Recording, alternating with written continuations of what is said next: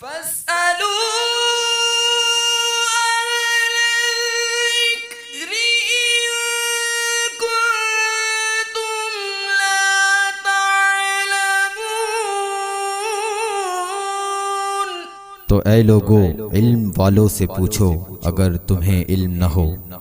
صلوا علی الحبیب صلی اللہ علی محمد صلی اللہ علیہ وسلم۔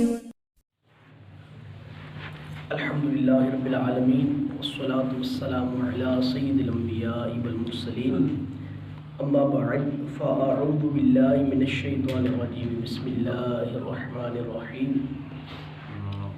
الصلاة والسلام علیک یا رسول اللہ وعلی آلک وصحابک یا حبیب اللہ۔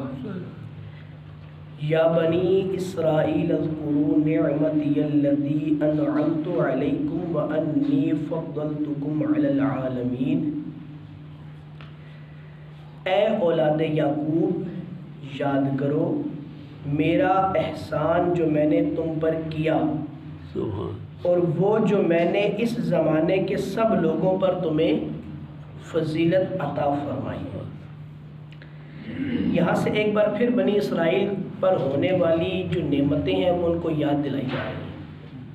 کس لیے؟ تاکہ ان پر اتمام حجت قائم ہو جائے، یعنی وہ کسی بھی چیز سے انکار نہ کر سکیں، کہ ان کو بار بار یہ چیزیں بتا دی گئیں کہ تمہیں یہ دیا یہ دیا یہ دیا، اس کے باوجود تم رسول اللہ پر ایمان لانے سے انکاری ہو سکتے۔ یہاں پر دو باتیں سمجھنے کی ہیں۔ ایک یہ کہ نبی کی اولاد ہونا باعث عزت ہے۔ ہم جو سادات کی تعظیم کرتے ہیں وہ ایسے ہی نہیں کرتے۔ جب اولاد یعقوب اگر زمانے میں اتنی شرارتیں کرنے کے باوجود باعث فضیلت ہیں، اب نہیں ہیں، اس وقت جب تھے تب بھی ظاہر ہے وہ بات تو نہیں مانتے تھے، لیکن اس کے باوجود اللہ نے ان کو فضیلت عطا فرمائی تھی۔ ان کی بے شمار شرارتیں کرنے کے باوجود اللہ نے فضیلت عطا فرمائی۔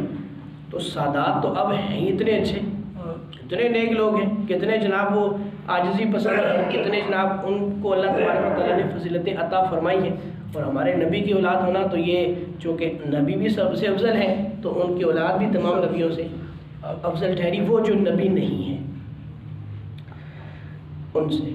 تو اس لیے سادات کی تعظیم کرنا اہل سنت کا جو ہمارا جو عقیدہ ہے وہ یہ ہے، اس کو یاد کر لیں، بالکل یوں سمجھیں کہ آج اس عقیدے کو اپنے پلے سے باندھ لیں جو ابھی میں سادات کے بارے میں عقیدہ ذکر کرنے لگا ہوں۔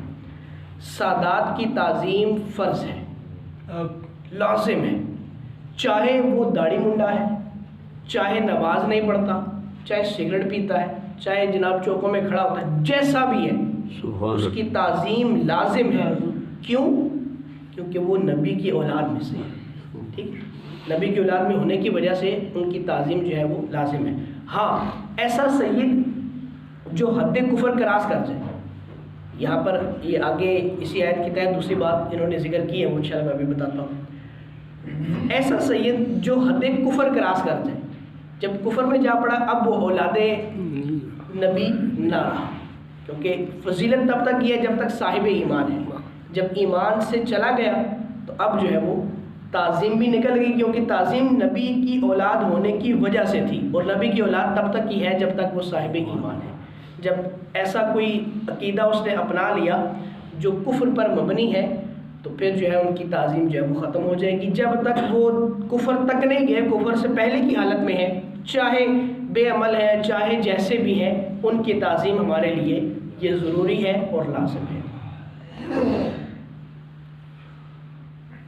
انی فضلتکم علی العالمین، یہ اس کے تحت انہوں نے لکھا ہے کہ حضور جان عالم بنی اسرائیل اپنے زمانے کے تمام لوگوں سے افضل تھے، کیونکہ یہ نبیوں کی اولاد تھے اور صالحین کی اولاد تھے۔ نبیوں کی اولاد اور صالحین کی اولاد کی تعظیم جو ہے یہ اسی لیے ضروری ہے۔